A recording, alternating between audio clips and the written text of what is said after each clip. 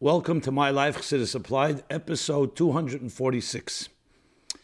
Tonight is the 22nd of Shevat, which is the 31st yahrzeit of the Rebbetzin Chaim Mushke, our Rebbetzin.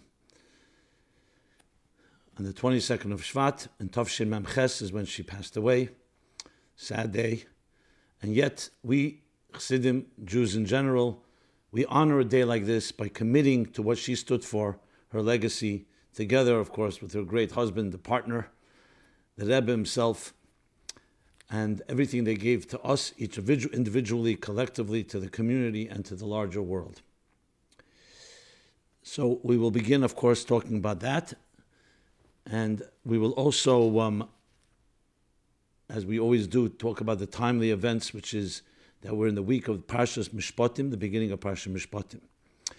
I want to begin by saying that this program is dedicated in loving memory of Lisa Shuweki upon her birthday on January 28th, which is tomorrow as well. Okay, Chav Shvat, this weekend is also a Kinus HaShluchis, the International Conference of Shluchis, the women emissaries and ambassadors from all over the world that have gathered together in New York, and as we speak, are honoring and celebrating their work, tremendous work in literally every corner of the globe, with that feminine touch. I've spoken about this in previous years, so I'm not going to go over that which was said, but it still deserves mention because it's not just about the fact that it was spoken about, that every time it happens, it deserves its proper place and respecting and honoring that which they contribute to the Jewish community and to the larger community. So I did speak about it in episodes 55, 101, 150, and 200, as I always do the cross-referencing. But I wanted to mention that. I will add something, and additionally, this a few days ago, at their request, I actually did a My Life Chassidus Applied special Shluchis edition, which can be seen and heard online. If you go to our YouTube channel, we have a special My Life Chassidus Applied channel. You'll see that special edition. It was a 3-hour session, actually. And the Shluchis submitted questions, the same format as we do here. They submitted questions, which I responded to item by item. A very interesting session, very blunt and candid questions. So I don't necessarily have to then now do that in this particular program, though I want to make mention of it, especially being that this 22nd of Shvat. In one of the more powerful talks that the Rebbe gave in regard to the Rebbetzin, and he spoke a number of times about her, though she was extremely private and discreet, but after the passing of the Rebbetzin, the Rebbe spoke about her, was a talk that later became, the Rebbe edited, and later became part of a kuntres called B'cha Yevarech Yisrael. B'cha is the letters Chav Beis, 22, B'cha Yevarech Yisrael, which is a verse in the Torah, that with you and through you, the Jewish people will be blessed. And the Rebbe referred that to Chav Beis Shvat, that the schus of the Rebbetzin, being a daughter of her father, being the Frierdiker Rebbe, and all her schusim, Yevarech Yisrael. The Rebbe gave out this kuntres, that a night in that year, Tavshin Nun Beis, would be one of the last things the Rebbe gave out to everyone who came by. So it has special value. That talk, in which he speaks about Chav Beis Shvat, which is printed in there, I had the merit and schus to write, and the Rebbe edited it. And when I say wrote, I wrote what the Rebbe said, and organized it, and the Rebbe then edited it. One short word that the Rebbe speaks about the Rebbetzin Chaim Mushke, her name, Chaya Mushke. Chaya means life, vitality. Mushke comes from the word musket, which is a beautiful odor, a beautiful scent, an aroma. And there it discusses which aroma it's referring to. Some say it connects to the Ketores. The incense in the temple had a moir or a mushak, which is the root of the name mushka. What's the significance? So the Rebbe explains there the whole purpose of creation is, in the words of the Medrash, and explained in Tanya chapter 36, is for the soul to come down to this world and transform the material world and convert it and turn it into a dwelling place, a home for God. Now, what means a home for God? Means that even though it's a material existence, a selfish existence, that's self-absorbed, that it should become a spiritual environment, a sanctuary for the divine, for spirituality, for transcendence. In building a home, there are two aspects. One part of a home is shelter, to have a roof over your head, protect you from the elements, and simply have something to be able to live in comfort. But there's another element to a home, which is beautifying the home. You could have a home that is just the bare elements, the bare raw necessities with a roof over your head and walls, but it's not necessarily a home that's warm and inviting and filled with vitality and energy. Comes Chaya Mushka, that the woman in general, and as indicated in the Rebbe's name, she adds dirana, she beautifies the home. She has that unique touch that doesn't just take the raw elements. A man can go and chop wood or bring and do the heavy labor to build the actual structure. But to make a structure into a nurturing environment is the unique quality, the feminine dimension. And that includes and consists of two elements. One, vitality, chayas, and number two, mushka, an aroma that creates an environment that is very pleasant. I would encourage everyone to read that talk, because there it's elaborated upon. I'm just giving a short kernel of it, but it's a very powerful lesson in life, because we see very often we may do things that are necessary, but we don't add that additional dimension of beautifying it, of creating that nurturing, warm, and inviting environment. And without that, often you don't really create what's necessary for a person to thrive. As the Talmud says, Dira no, a beautiful home, it expands the mind of a person. When you're living in a squalor or in a very tight environment, or it's not warm, even though, yes, it may protect you from the rain and from the snow and from wild animals and from others, but from other dangers, but it doesn't have that element of allowing you to expand. And in making a home for God in this material world, in this hostile world, it's necessary not just to create the basic bare minimum, but to create that invitation that when you walk into your own environment, when you meet a person like that, you feel that embracing the divine, embracing that which is godly, which is holy, is beautiful. Beautiful for you, beautiful for everyone. And it's not just done out of obligation, but it's something you really want to be part of, because you say it also enhances my whole life. As elaborated upon in that classic talk. So that was one thought on the 22nd of Shevat, which brings blessings to all of us. Chav Beis is also the 22 letters of the Hebrew alphabet, and all blessings are encompassed with one letter. Every word in existence, every blessing begins with one of the letters of the 22 Hebrew letters from Aleph to Tov. So we have the blessings that bring blessings to us, not just, again, the minimum, but blessings in health, blessings in livelihood, blessings in building beautiful families, blessings in internal peace. Every form of blessing of building strong marriages and healthy marriages and sustainable ones, and having nachas, which is pleasure from yourself, from those around you, and from the entire world, all benefits from your pleasant chaya mushka attitude to life. So not just getting by, but actually adding that flavor, that dimension of a vitality, a lebedikite, a chayis, a vitality, a dynamic element, and that beautiful aroma. You walk in, you feel, you sense a comfort that comes from a beautiful scent. Now, it's also Parsha Mishpatim, and as such, we're going to talk about a question that actually came in a while back, but it fits to this week's chapter, and connected as well to the 22nd of Shevat.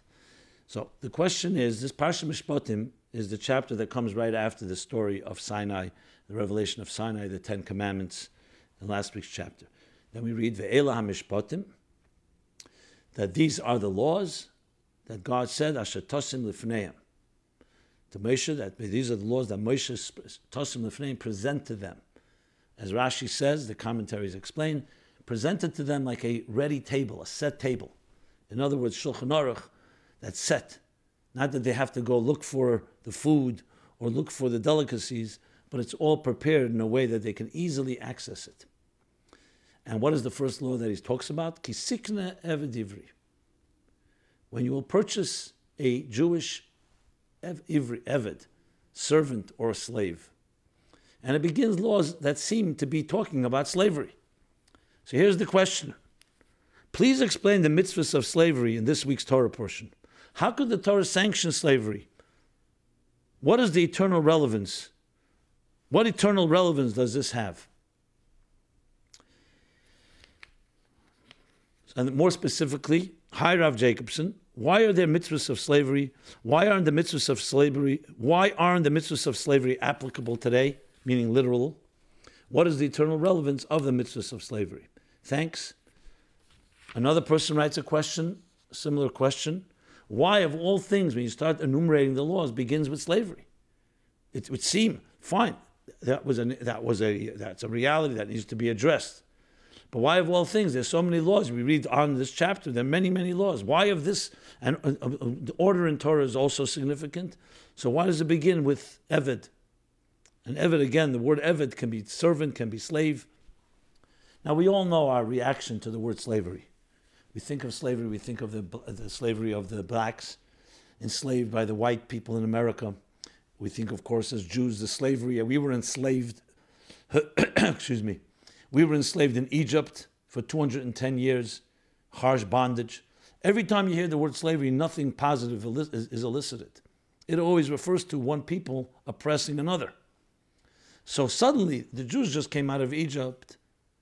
They suffered greatly. Of all people, they should know the crime of slavery.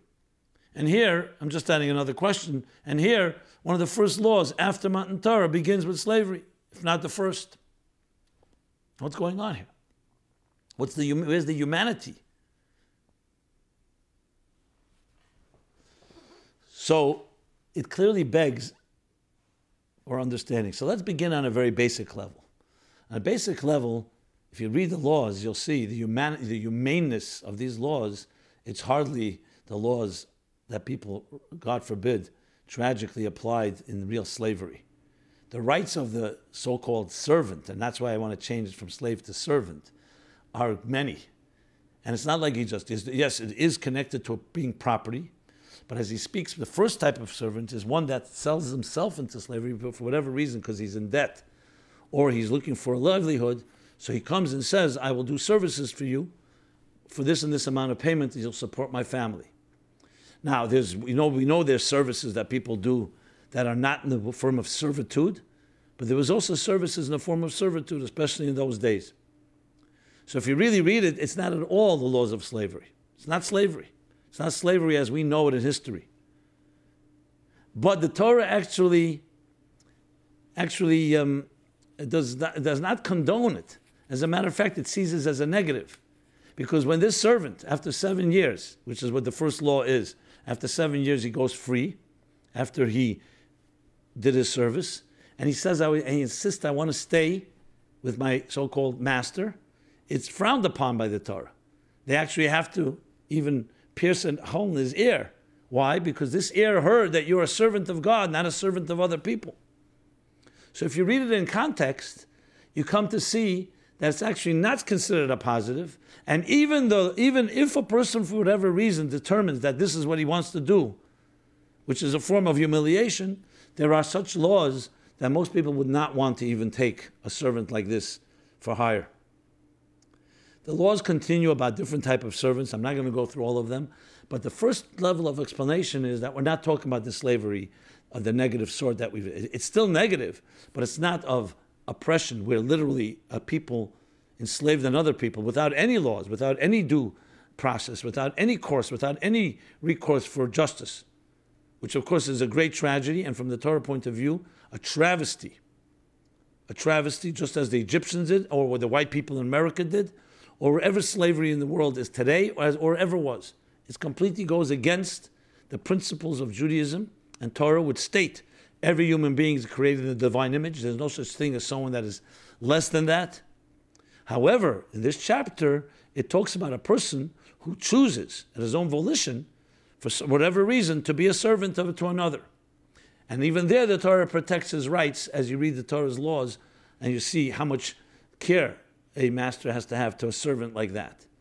The truth is, I don't like to use the word master, but it's really the person who this servant has now subjugated himself. That's on a basic level. We all know that the Torah, however, is multidimensional. And it's really, as I've spoken a number of times, especially in the last weeks, the true story of the Torah is a blueprint for life. It's not just about certain laws and humane laws. It's a blueprint for life. And as the questioner asks, what is its lesson to us? The laws of servitude don't really apply today for many different reasons. It's not the time of the temple, and we can't really live up to these guidelines as different commentaries and codifiers explain. But what is the deeper meaning? The Torah, as I said, is a spiritual blueprint for life.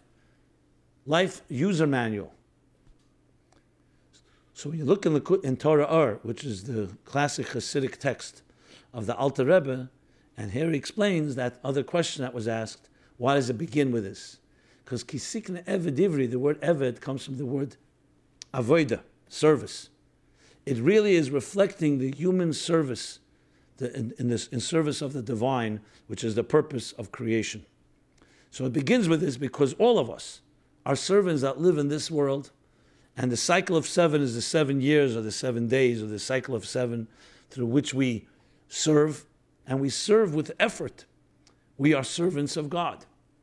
But it's humane servants. We're not talking about a God that is oppressive. We're not talking about human beings that in any way are being treated unjustly. So we have to subjugate ourselves in service of God. And that's what the Torah is really talking about. And it refers to the seven is also the 7 millennia. 6,000 millennia from the beginning of creation we serve, and then comes the 7th millennia, Shabbos, or in this case the 7th millennium, the Shabbos when all of us will be freed from the hard element of this work, and we'll reap our reward, as he explains in Torah. But then is a very powerful and beautiful mimer, and that's not even my words, a discourse from the Alter Rebbe that the Tzemach Tzedek refers to, Drush Nichbad Ma'oid, a very distinguished, a very honorable discourse. It's an expression very rarely used, if at all. And I'm citing here, the discourse is printed in Eira Teira, which is the Tzemach Tzedek's writings. In Eira Teira, in Parsha Mishpatim, page 1127. If you want a distillation of the ideas there, please go to Likutei Sichos, volume 26, page 368 and on. This is a talk the Rebbe delivered, actually in connection with a kinus, a gathering of young women, Jewish women, of the alumni of Machon Chana. So this is printed in this, the Rebbe edited this very beautiful Sikha, where he lays out the 3 chapters, Yisrei, Mishpatim, Truma, and Mishpatim being the middle one, the one we're in now, all of them emphasizing another dimension of the unique contribution of women. And this is where he brings the discussion of Mishpatim, and he says that based on that discourse, that there are 3 types of servants the Torah talks about. One is Eved Kanani. Eved Kanani is a servant from Canaan, a non-Jewish servant. Eved Ivri, a Jewish servant. And Amma Ivriya was a woman, a female maidservant. And he talks about them all, 3 dimensions that each of us in our service refer to. Briefly, he says these 3 are, number 1, going from the bottom up, that when we begin serving, we are all self-centered entities, self-indulgent, survival, and so on. And what we want to become is servants to something, a greater cause than ourselves. Instead of egocentric, God-centric, serving something more than ourselves. So the first step, he says, is Eved Kanani. What does that refer to? That's the word called iskafia, where you refrain from self-indulgence. That the animal soul is still very powerful and wants to do whatever it wants, but what you do is, and it's drawn to all kinds of self-indulgent pleasures, but you force yourself to turn towards serving God in action. You may not be emotionally there, you may not be intellectually there, but you understand the importance of not just being a self-indulgent creature. That's level 1. Then you reach level 2, is a higher level, that now the midas, the emotions of the divine soul have begun to emerge. In other words, the transcendent voice in each of us, which comes from the divine soul as opposed to the animal soul, is beginning to shine. And also the animal soul is beginning to sense the value of a transcendent life, one that's drawn and driven by higher cause than just self-preservation, just survival of the fittest. This is like a servant that's not just doing action, he's also preparing the food, he's also doing more type of activities that are a little more refined than just the basic minimal of a servant. This is the second level. And the third level, Amivri, is the highest one. There, the transformation of the animal soul, and has become now like a maidservant, which its primary service is to create refinement in the home, as he explains in this discourse, in this talk, based on the discourse, to the point where you actually possible situation that the maidservant marries the person that had bought her, and ends up being his wife. So it's a total unity, like a marriage, a husband and wife. So you can imagine coming from a servant to becoming a partner with God. So briefly, these are 3 levels in serving, and the Rebbe emphasizes here on the power of the feminine in each one of them. And because especially Yom Ivriya, that's the highest level, is the female servant, the maidservant. In the context of the chapters, in the chapter Yisro, we see that God told Moses to speak first to the women and then to the men. In Mishpatim, we see the value of the Amir Ivriya, the female, the maid servant is the most refined of serving the divine.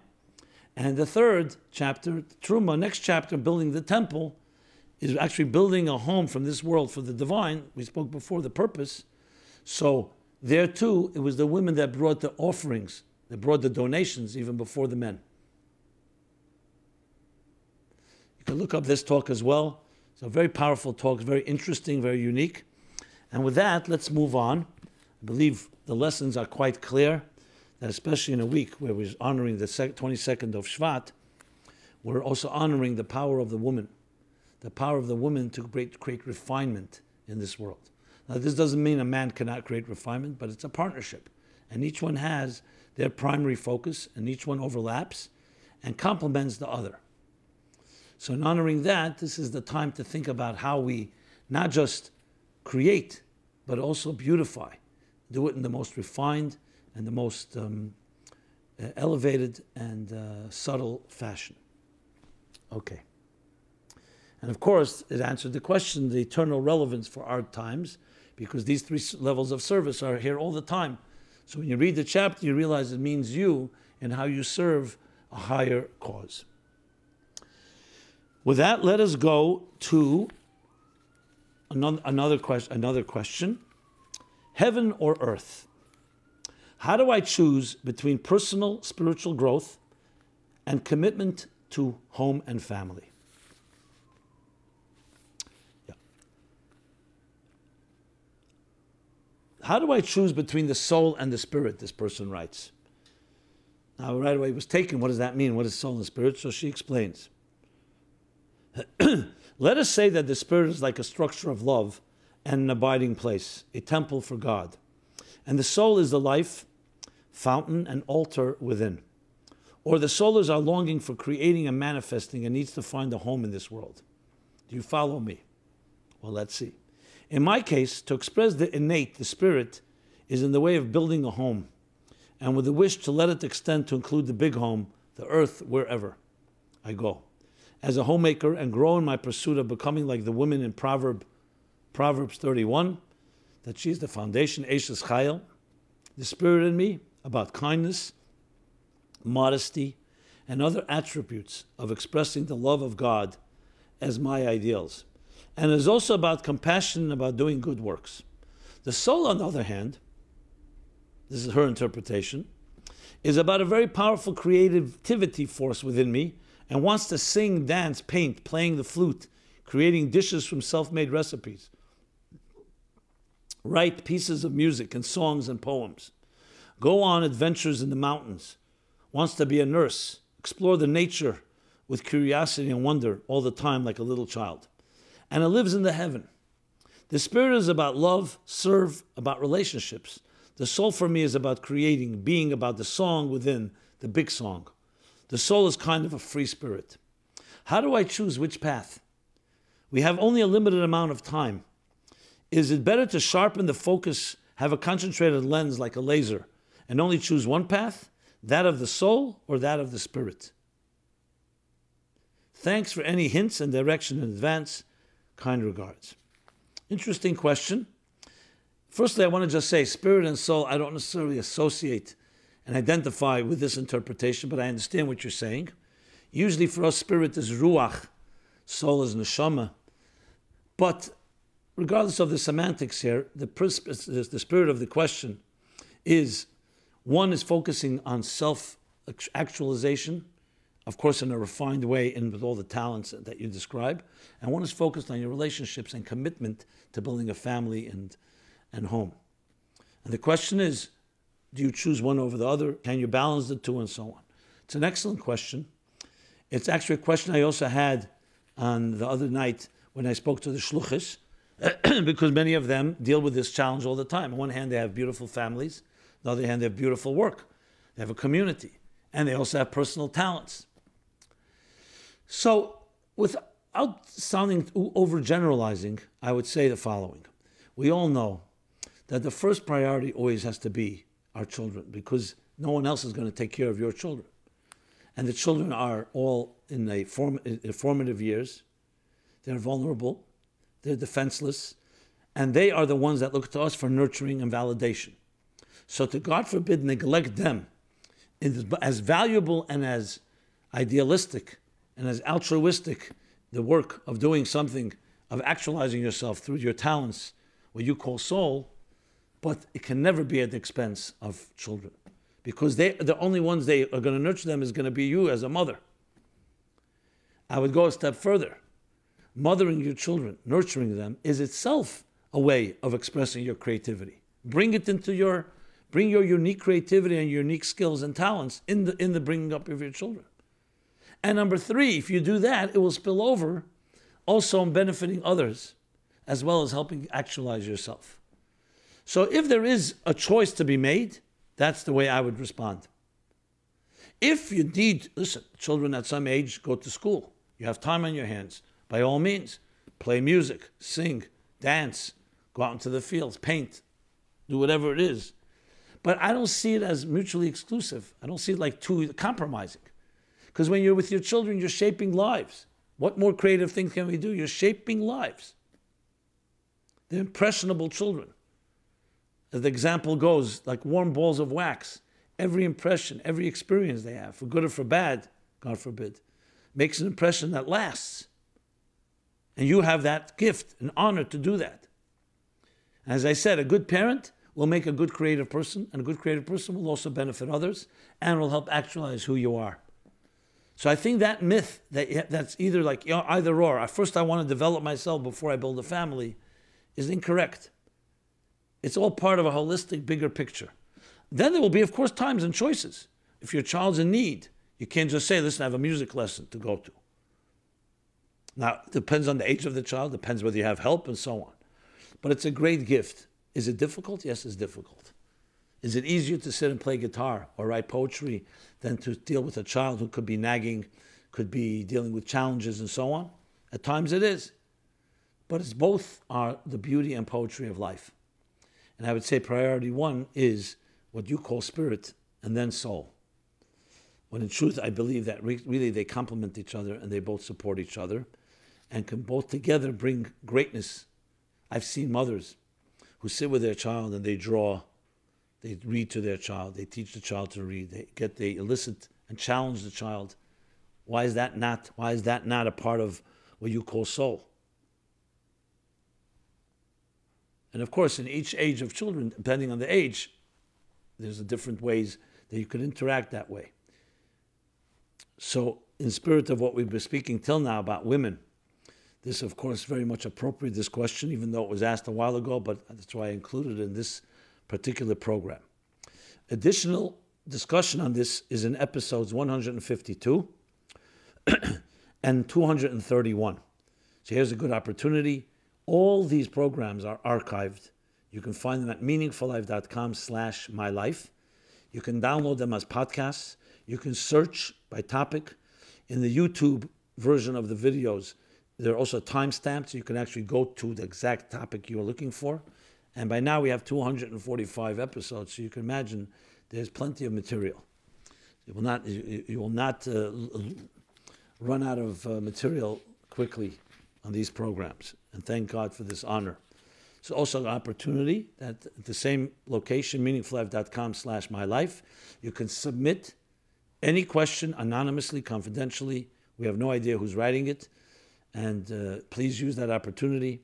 All these questions come from that forum. So just go there, write your question. Nothing is off limits. We'll address everything. You can write a comment, a feedback, a source, additional points. You can also feel free to disagree. I will read that as well. My goal with this is to be a platform, a collective platform, an interactive one, as much as possible. So please see this as something that is yours as much as mine. Okay. Might as well also use this opportunity. We survive on your support, simply put. So please go to meaningfullife.com/sponsorship and dedicate a program or several programs in honor of a loved one, in memory of a loved one, or in any other way. We survive on that, and I appreciate it, and thank you beforehand to be able to continue the programming, expand it, and so on. And finally, as we're talking about announcements, we're smack in middle of this 5th year annual My Life Chassidus Applied Essay Contest. So go to meaningfullife.com/contest, and you'll find all the guidelines and the rules, and you have plenty of time till February 12th is the deadline to submit your winning essay, which can win $10,000 first prize, $3,600 second prize, $1,000 third prize, and a special student track prize of $500. I'm pleased to also mention, as I did last week, that in addition to being able to submit in English and in Hebrew, you can also submit now in Russian. Of course, Yiddish was also an option for those that want to do it there, Russian.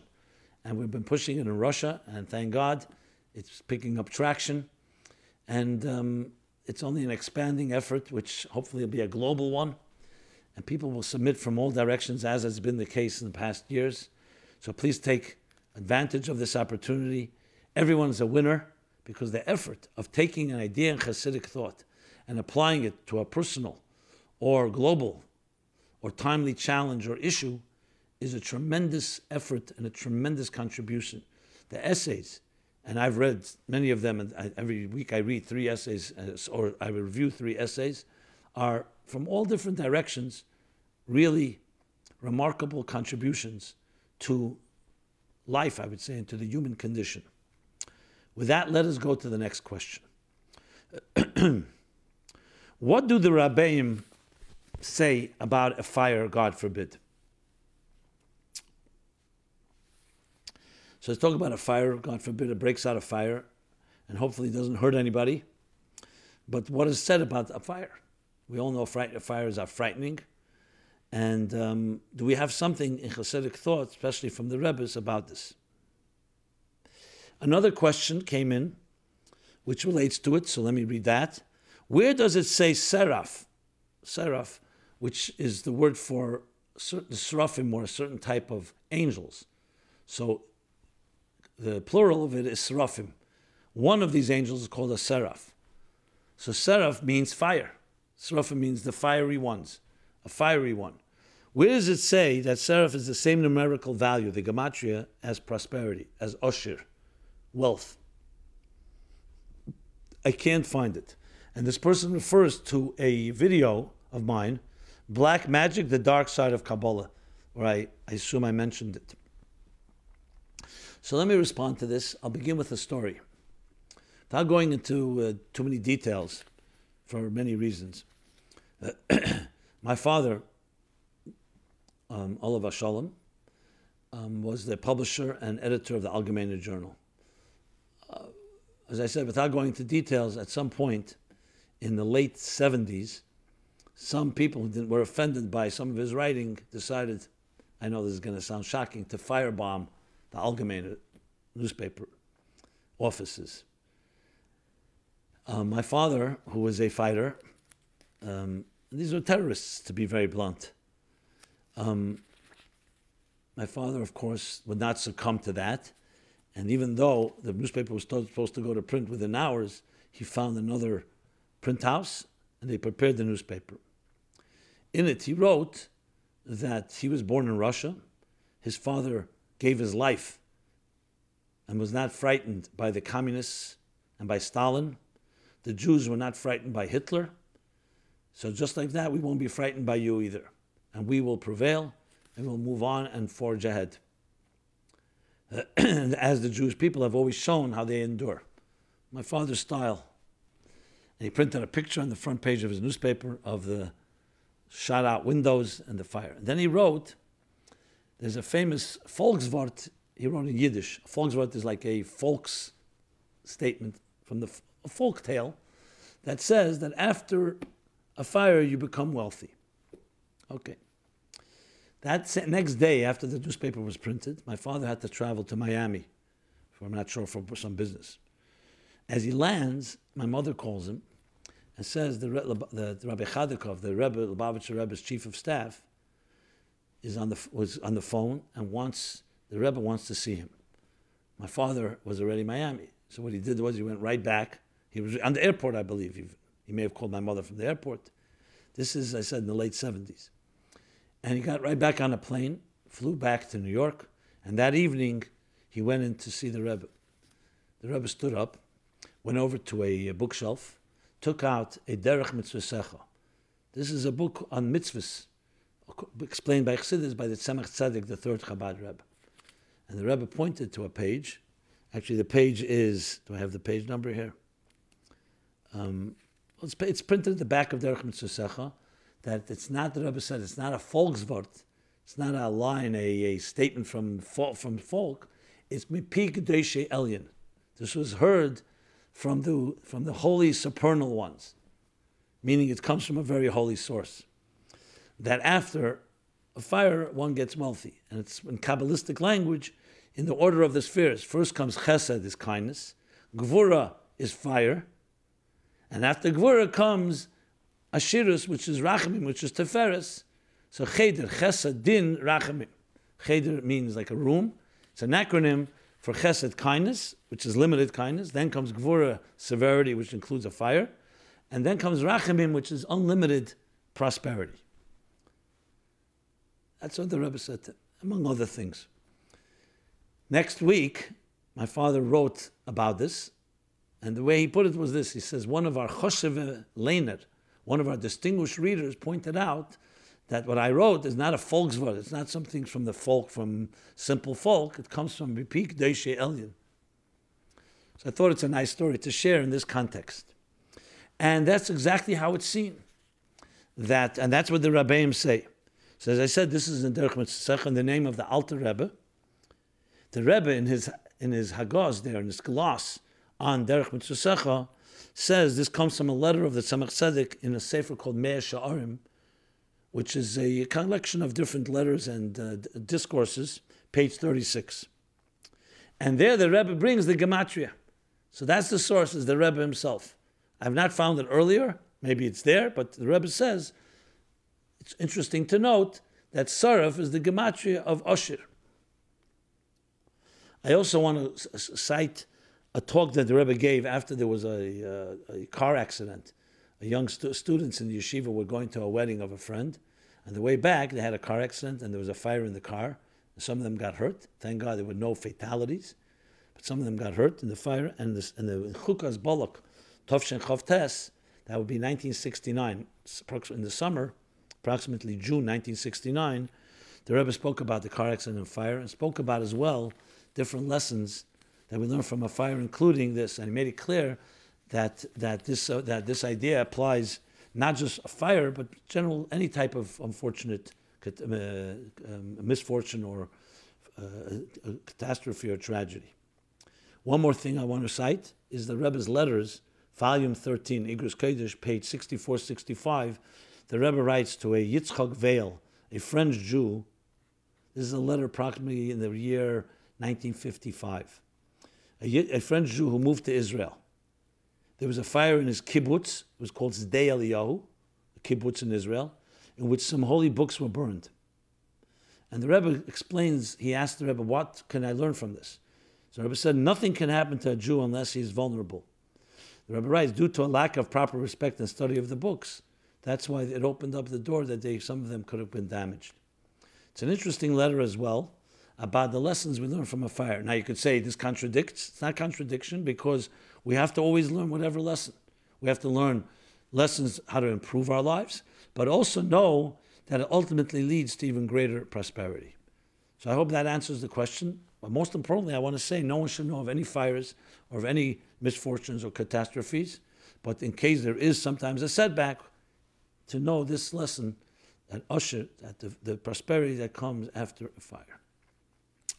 Next question, completely different area, and the question is, are the Rebbe's words and images copyrighted? Who owns the Rebbe's words and images?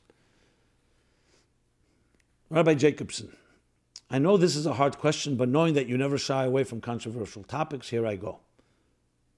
Recently, a new website was launched with a database of videos and pictures.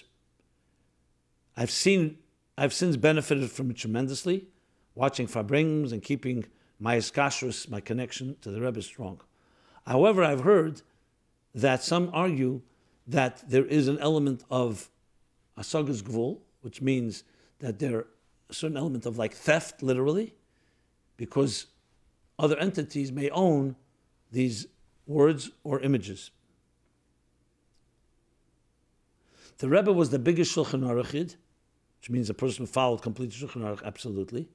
And I feel that it's contradicting to watch videos that may belong to someone else. What do you think? Okay. So this is a controversial question, and I will address it exactly as it should be addressed from a point of view of halacha, Chassidus, and so on. So we'll begin with this. Talk from personal experience. When I wrote Torah Meaning for Life, back in 1995, so this was after years that I personally wrote many of the Rebbe's Farbrengens. The Rebbe would speak Shabbos, Yom Tov, throughout the week. It was the Rebbe's words, obviously, and we prepared them and annotated them, did it the way the Rebbe's expectations, and actually published them for posterity, for people to use. When I wrote Torah Meaning for Life, of course, it's not the Rebbe's words literally. It was adapted from the Rebbe's ideas. Firstly, it's English, so it's immediately not the original of the Rebbe, but it was called Torah Meaning for Life, the wisdom of the Rebbe, the Lubavitcher Rebbe. So being that it was being published by a major publisher, in this case it was William Morrow, today is owned by HarperCollins, then it was owned by the Hearst Corporation. So I told the publisher, and I told those involved, I wanted to tell them that, look, I think you should look into this because I want to make sure that when you're doing a book like this, that there's no liabilities and no one has any complaints, because someone may decide maybe that they have a right over the Rebbe's ideas or the Rebbe's words. Maybe it's copyrighted by somebody. I personally didn't think so, but I wanted them to make sure, so they should be comfortable, and I thought that would be the best way. So they interviewed me. A few of their attorneys, copyright intellectual property attorneys, interviewed me. Without going again into all the details, it was very fascinating to me. The first question they asked me was, when the Rebbe spoke and taught through Farbrengens or whatever means other form of teaching and presenting, did people pay the Rebbe to come to hear him? Or was payment expected? So I said, absolutely not. They said, was anyone not allowed in? I said, no, everybody was allowed in. There was no payment expected. Did anyone ever pay the Rebbe for anything? I said, the custom was that when you went into Yechidus in private audience, you gave a pan, a pidyon nefesh, that you often included with it tzedakah, either for the Rebbe's personal needs, maimed, or for the Rebbe's programs and activities, at the Rebbe's discretion. Was it a requirement? I said it was not a requirement. but it was done, it made sense to do. Was it seen as being a payment for what he taught? I said, look, some people may feel they were appreciating the Rebbe and everything the Rebbe did for them, including teaching. But no, it was not seen as a payment for, like you'd go pay tuition in a school.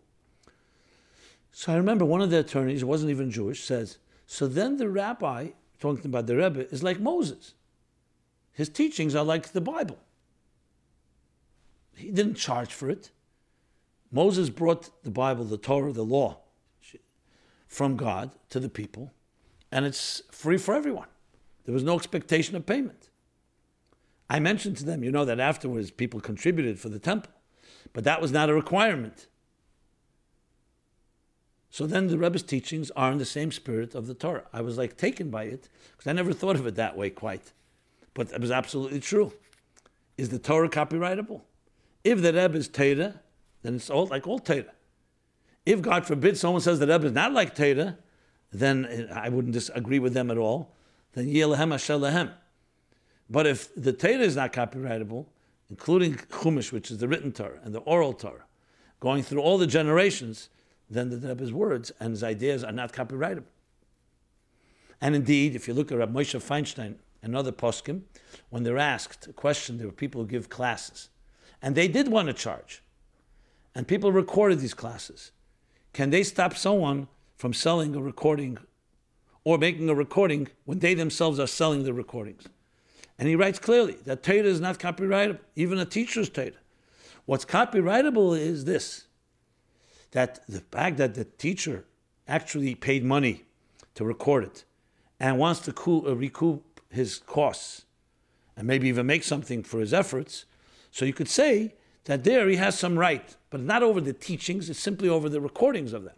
Like, for example, if someone went and took a Gemara and retypeset it, like Art Scroll does, for example, so now the copyright is not on the Gemara itself, it's not on the lines of the Gemara or the words, it's they spent a lot of money on design, on layout, on a unique typeface, so there's a cost involved.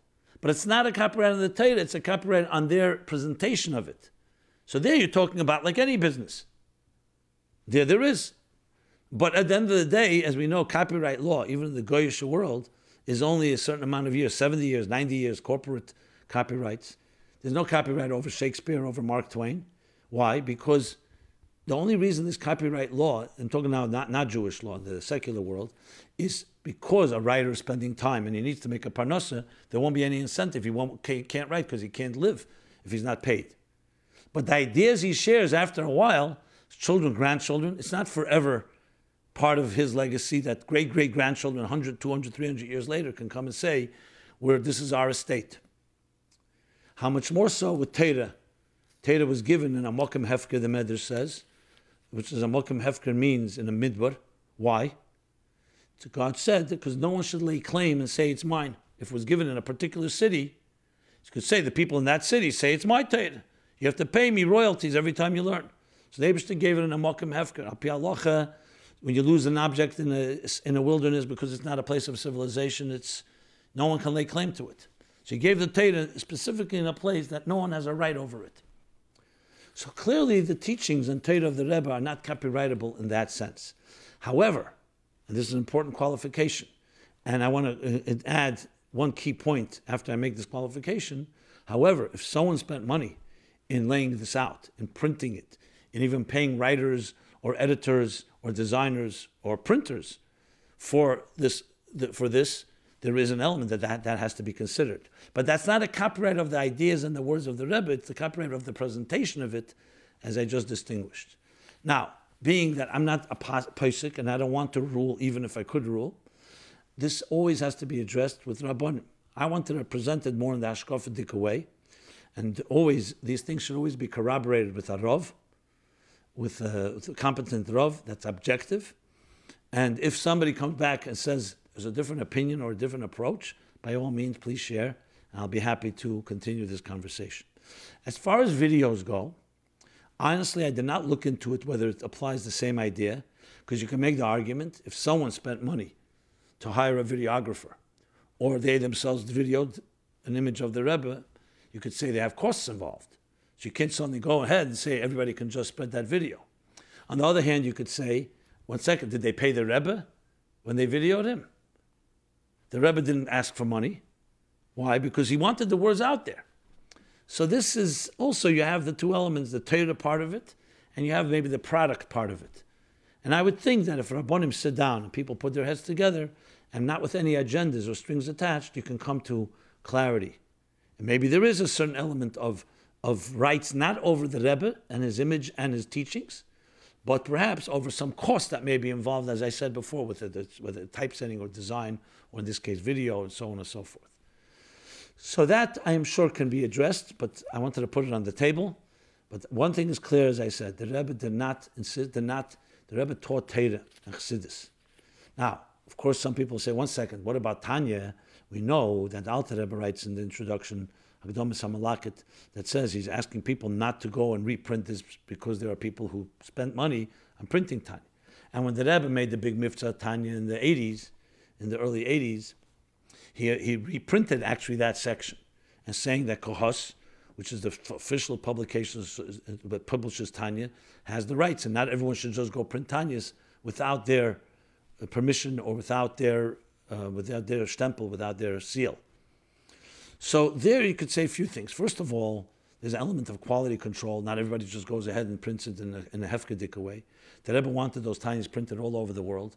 He made a very strong order that they should all be numbered, because then you could have such a mess. Like edition number 350 be printed by two people, and you'll just have a complete hefkedis. Additionally, you could also say, it goes back to what I said earlier, it's not that ideas or words of Tanya, it's about the book itself and the presentation of the book. So I think all this is covered if you look at it in those two aspects of it, and so on. Now, you'll say, what about all this fun in the Maimorim and all the Chassidus and everything printed by Kohos, which was the Rebbe, was the head of the Kohos Publication Society. So there too, number one, there's a quality control. Not everyone should go out and print, and who knows, you can trust them. Well, they'll change anything. So you need quality control. Number two, there is costs invested in it. And number three, if the Rebbe himself and the Rebbeim themselves say, I want, like the Frierdiker Rebbe wrote and the Rebbe wrote, I want this to be published by this entity and not by another entity, then it goes back. Then you're fulfilling their wishes. That's very different than saying that the Farbrengens, the Rebbe's ideas or teachings and words, he's charging for that. So there again, he's talking about, he wants them to be the publishers of his words. So it's not so much necessarily purely a financial thing, it's also he gave them the authority and did not give it to someone else. The author or the speaker of his ideas has that right, obviously.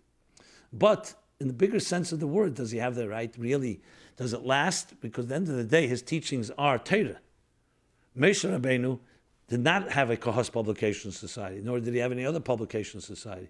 The Torah was documented, passed on, and passed on. So that is more open for discussion. Where's the Torah part, where is the publishing part, and so on. But again, if there's no agendas, I'm sure we can come to clarity.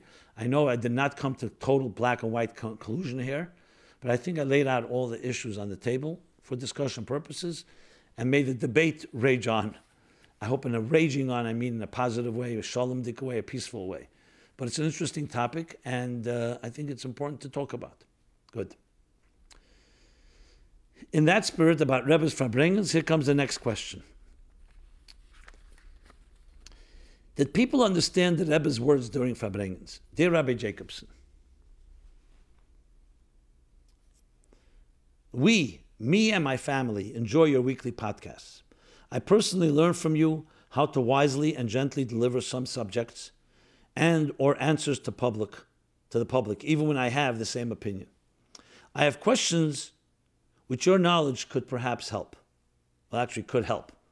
I just added the perhaps. I came to this country in 1994, a few months before Gimel Tammuz, from the USSR, and did not experience the Rebbe being alive at all. However, when my mashpia, my mentor, and teachers answered that they did not understand the Rebbe during Farbrengens clearly, only later on could they learn these ideas that the Rebbe presented in a Farbrengen when it was in published form.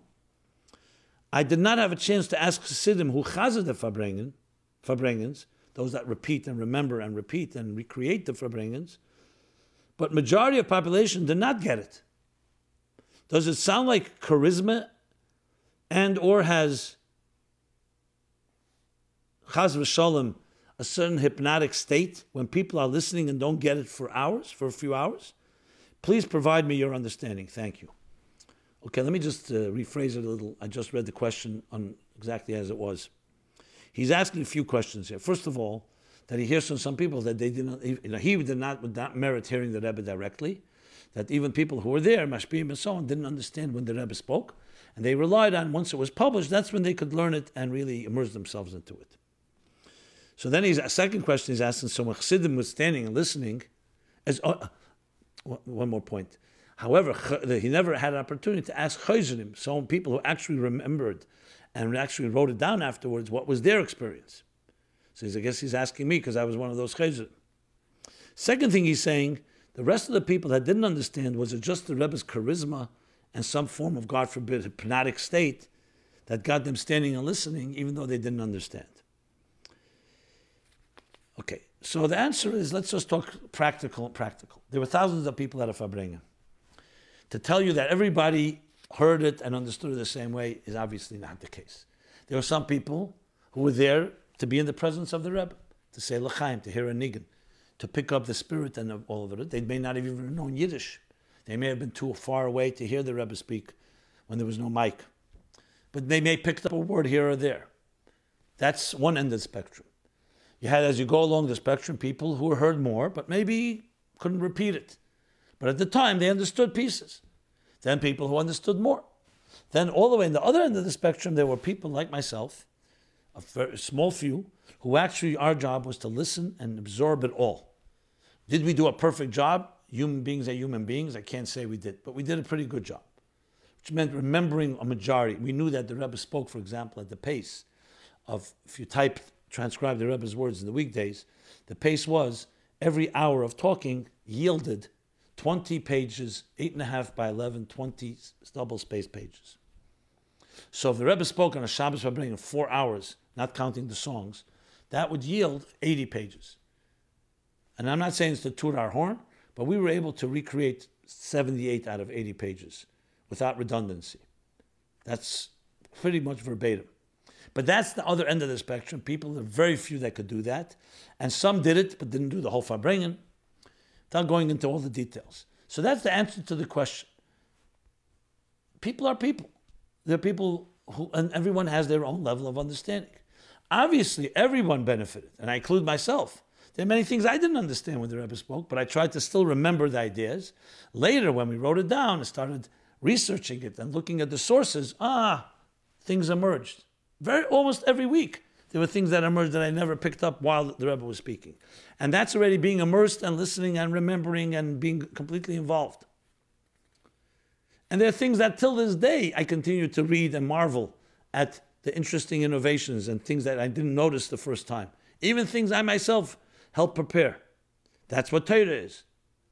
So once it's published and it's annotated, especially the Rebbe editing it, of course, the rest of your life you can learn. It's like learning a piece of Gemara, and every time you see something new, learning a pasuk in Chumash, and understand new dimensions.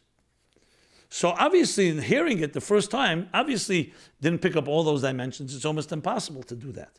Even for the, as I said, the highest end of the spectrum, people who listen to it all. Now, I don't think about this hypnotic state, the charisma. No, it was, yes, reverence for the Rebbe, that Moshe Rabbeinu of our generation is speaking. We're hearing words of God. We're hearing words of wisdom, words of Torah, and it's worth standing there, even if you don't get it all, even if you get very little. Or the neshama hears and you don't fully necessarily with your mind understand. So there's many, many levels of experiencing it, which is perfectly fine, and that is hopefully a comprehensive answer to your question. Okay. Good. Okay, the next question is a painful question, but in the spirit of my life Chassidus applied, we have to address it all. And this really goes back to many, many topics I spoke, too many to even enumerate, in the early years, the early episodes, I should say, of my life. And this is to do with sexual deviance and sexual negative thoughts and behavior. Dealing with paraphilia. Dear Rabbi Jacobson, your weekly broadcasts are a highlight in my week. You address contemporary issues in a candid manner. It is a relief to know that any matter can be discussed openly. A person with healthy sexual desires will feel attracted to people of the opposite gender. Though they wouldn't admit it, the percentage of people in our community struggle with paraphilias. I didn't even know what the word meant. That's why I felt I could say it. Then I looked it up, and it's negative, let's put it that way. I should have added viewer discretion advised at this section. Maybe I said it a little too late. Okay, but better late than never. There are good, God-fearing members of society who struggle with different sexual associations. Some people feel aroused by those of the same gender. Other people become aroused by children. People who feel aroused by the elderly.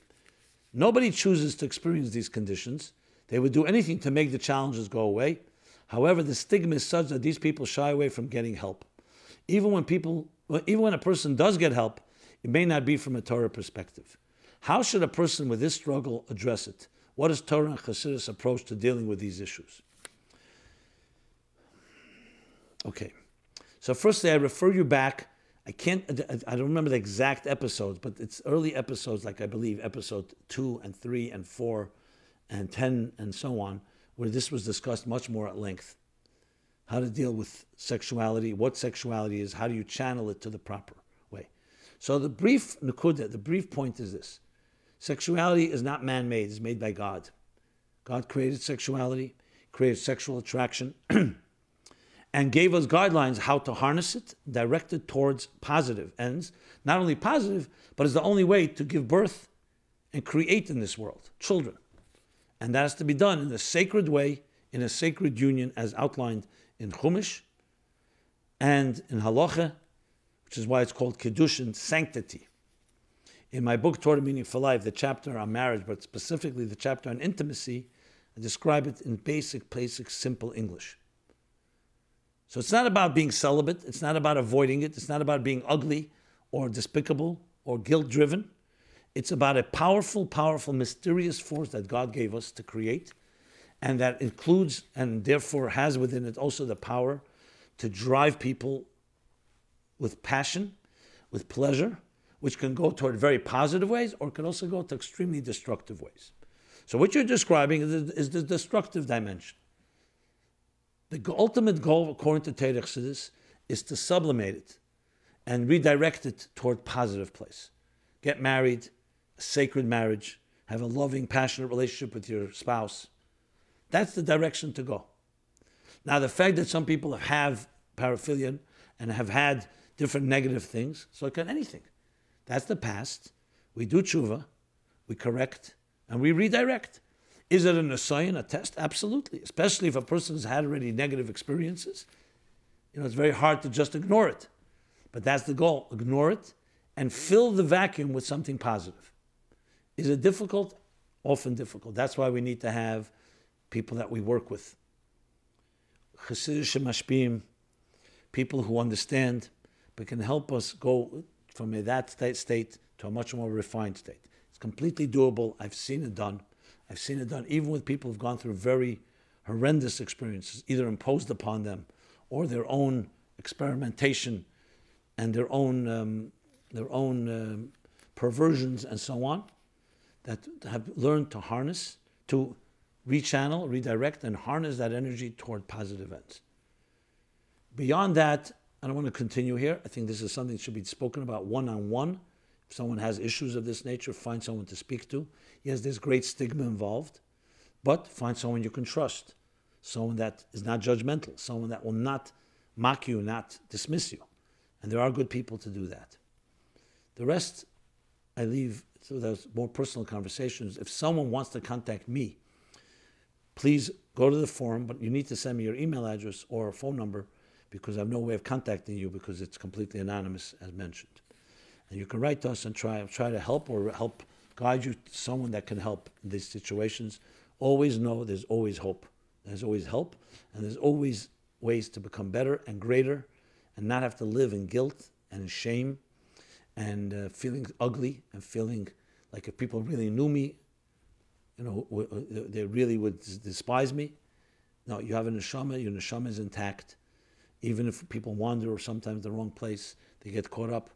There's always a way to heal. There's always a way to return. There's always a way to change course. Just like you got into it, you can get out of it and reach greater heights. Okay. The next is follow-up. But because of time limits, I'm going to do this follow-up next week. It's a follow-up actually to months ago about shaming abusers. I will get to it next week. We're going to skip that. I'm going to go straight to the Chassidus question. Please explain the difference between the terms the Torah uses for mitzvos. Mishpatim, eidus, and chukim. Okay. Mishpatim has this week's parsha, Eila Mishpatim. Then sometimes the Torah uses the word eidus. Mishpatim literally means laws, rules. Eidus means literally witnesses. It's commemorative mitzvahs, as I'll explain. And chukim, zeis chukas ha-Torah. So you have eidus in the Torah, you have chukim, and you have mishpatim. So, firstly, let me give sources and explain what it means. Let's start with the Ramban, Nachmanides, in Veschanon 620. So he explains the difference between the three and these, and this is the difference. Mishpatim is logical and rational mitzvahs. Do not steal. Be kind, charitable. Honor your parents. Anyone could have come up with it. The Torah commands it, so we do it because of the Torah. But like the Gemara says, if the Torah was not given, as the Rebbe Rashab adds, Chaz v'Shalom, we would learn tznius, modesty, from a cat. Why? Because these are virtues and qualities that all of us can understand. So when we're told, it's understandable. That doesn't mean we don't have always sometimes difficulty fulfilling it, but that eidus is commemorative mitzvahs, Shabbos. So what do we say? Zocher Hashem HaShabbos, because the Eibishter created Vayechul HaShamayim 6 days of creation, 7th day he rested, so we commemorate it. Or sometimes Shabbos is a commemoration of Yetzias Mitzrayim, Pesach, Mitzrayim, Shavuos, Matan Torah, Sukkos, the sitting in the Sukkah. Commemorative mitzvahs are not purely reasonable, rational, but they're also not irrational or super rational. It makes total sense to commemorate. A blessing happened to you in your life. A miracle happened. You left Egypt. Commemorate it. Zeichel Yetzias Mitzrayim. Remember it. So eidus are commemorative mitzvahs. So it's a step above rational in the sense of rationale. It makes sense, but you wouldn't come to it on your own if you were not told to commemorate. Or you may have come to it on your own, but it's due to commemoration rather than just a rational, moral, ethical obligation. Number 3 is chukim. Chukim is super rational. That we've never come to it rationally. Parah aduma is the classic. A red heifer, its ash mixed with water can purify from the impurity of death. It's completely God's gzeira. God decreed, that's what it is, and that's it. Shatnez is a chukah. There are many chukim that's what we got. Now, it's true that Rambam writes in the end of Laws of Temurah, and similar Me'ilah and other places, that even though all the mitzvahs are gzeira, a decree of God, wherever we can, we have to look for a reason. But that's looking for a reason. So you can find an explanation, as we'll soon discuss more at length. So that's the distinction. But here comes the big thing. All 3 are mitzvahs of God. All 3 really is because God made a gzeira. However, sometimes the gzeira has no obvious original ostensible reason. Sometimes it's commemorative, and sometimes it's very much with a reason. But God created a reason as well. So that's why it says, and I'll soon give you the sources, that even mishpatim have to be done like a chukah, because God decreed. On the other hand, God also created us with seichel. As much as we can, we try to understand. That's why you'll find that even though chukah chakakti, chukim are super rational, and Shlomo HaMelech said, I could not understand them, rechekim mimeni, that I couldn't understand it. Yet, you see in Chassidus and other places try to explain it to some extent. So the Maimorim that talk about this is really Friedrich Rebbe's Maimorim. Vayokim eidus Tofshin, chapter 1 and 2. The Maimor B'chukoisai Tofshin, this is 1940, chapter 4. The pages are in that Sefer Maimorim Tofshin, page 51 and on, page 90 and on, respectively. Rebbeim, the Maimor Rebbeim Tofshin Beis, chapter 2, page 115 and on. And the Sefer Maimorim Yiddish from the Friedrich Rebbe, page 45 and on. The Rebbe has a number of maimarim. The Rebbe speaks about it many times, but one maimer that stands out, the Rebbe later edited, is the maimer Havaya Li Be'ezri Yud Beis Tammuz Tovshin Yud Zayin, 1956. Actually, 1957. Sorry, 1957. It's printed as Sefer Maimarim. Look at volume 2, I believe, page 55. Okay, that's the early edition. So that's the picture. What it applies to us is very clear. It's how we relate to the divine. Why are there all the three? Because the purpose of mitzvos is not just to be a divine decree. It's meant to permeate us and to be internalized. And that's when we try to understand it. So that's why there are Mishpatim that focus on the internalization. Why are there chukim then?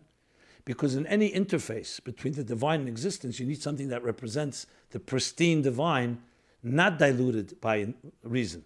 That's a chuk. So a chuk is on one end of the extreme, representing so-called, this is what God wants.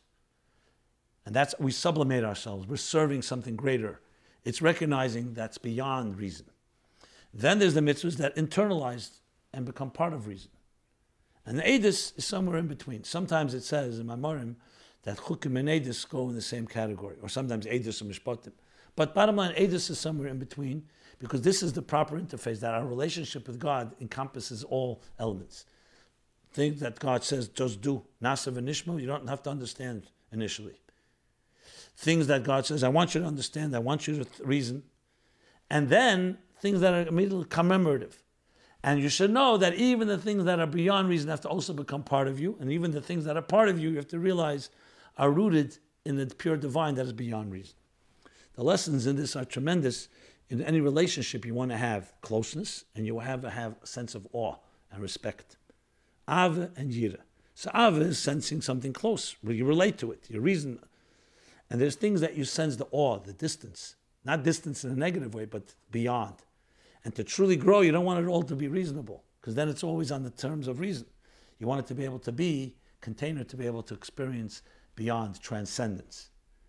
And as always, in any type of journey, things you understand today, tomorrow, the things that today you didn't understand, tomorrow you come to understand. And then your emunah, like he says in Likutei Torah, v'eschanan, v'yadaita, then the emunah goes higher. It's like climbing a mountain. So in the beginning, you see the horizon here. You climb and understand that level, and you realize that horizon is much further. And the more you go, the more you realize how much more there is to go. And that's the journey in life. And we see this captured in the mitzvahs. And this parsha focuses on Mishpatim.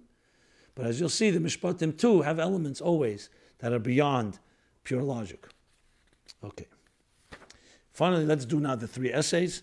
So essay number 1 in Hebrew, a new perspective on the inexplicable challenges of our times. Yoel Baran, age 35, Israel. So he talks about how do you deal with the inexplicable challenge in our times. In the past, there were challenges of oppressors and so on. Today, we live with so many comforts, and yet we find all kinds of challenges. And he goes on to explain, we have challenges, lack of leadership. We have all the overwhelming distractions in technology. He goes on through all of these things. And he explains that every challenge has particular purpose. These crazy times have crazy challenges because we're coming to the end of Galus, and therefore we need to have another dimension that's beyond, when he calls a nisoyan, a test.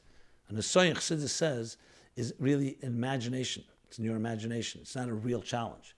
It's only a test that to see whether you will not be deceived by this illusion. There are real challenges in history. We had real challenges. So he speaks strongly about the concept of a nisayon, and really has a very good twist and angle on how we look at the challenges of our times, the unique challenges, especially inexplicable ones, because by the inexplicable, and he brings that an inexplicable challenge, therefore transforms the inexplicable in existence and in life. So this essay can be read, now posted on meaningfullife.com/mylife. You read the essays as they are being posted from last year. And you can also receive it in your inbox if you subscribe to our emails. And as we post them, we'll let you know when they are available. They're all great reads, I must say. And we have Ein Day Essay and Shav is different people, so some will find certain essays more speaking to you more and resonating more than others, but they all have their own unique element to it. The next essay is also in Hebrew, dealing with sadness, Dori Galili, age 46, Sderot, Israel. She works in Amdocs in high tech. Okay. Okay. This is also written very poetically, and I found it to be very, very inspiring. And gives solutions how you deal with depressed and sad feelings. One is you fight it by being, what's the word I'm looking for? Zirizus. Not alacrity. To do things quickly without procrastination. To move swiftly. It's one of the key things that battles the procrastination and the sluggishness of depression. A second one, that the matzav ruach, your mood, is something you can control. And in each case, you bring sources or a story and so on. Third principle, having humility and bittul atzmi, core humility and modesty. Fourth, true joy, beyond intelligence, super rational joy. 5, transforming or replacing depression with bitterness, with sadness, I should say. Like the Alter Rebbe says, one is demoralizing, and the latter is motivating. So transforming one to the other. And number 6, to actually designate time to focus on that depression. Don't let it spill over into the rest of your life. You have something to focus on, designate time and deal with it. 7,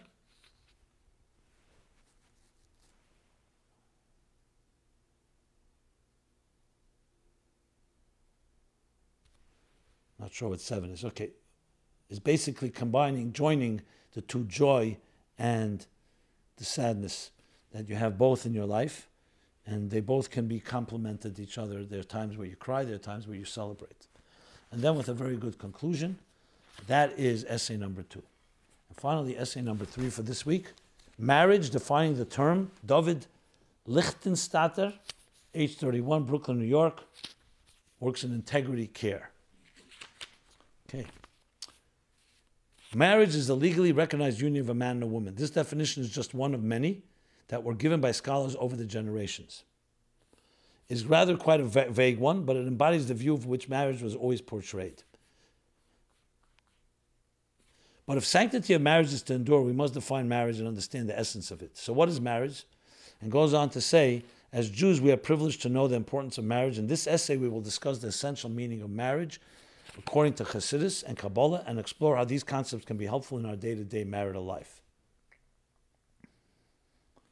Goes on to speak about Shalom Bayis, which is, of course, marital harmony, man, woman, marriage and creation, and with a very powerful, good conclusion, key points. Another good essay, well worth reading. And I thank you for that.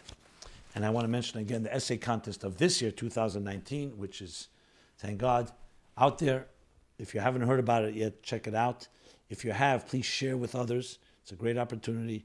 We're focusing a lot on getting it into schools, make that a project, and for students from all walks of life and from all over the world. So with that, let us conclude this My Life Chassidus Applied episode 246. We're here every Sunday, 8 to 9 p.m. It's always an honor to share a few words, and everyone be blessed. And Chav Shevat, may it serve in our merit, the Rebbetzin and all her merits, together with the Rebbe, to give us the strength to do what we have to do and finish our job and come and leading us to Geula Hamitis Vashleima.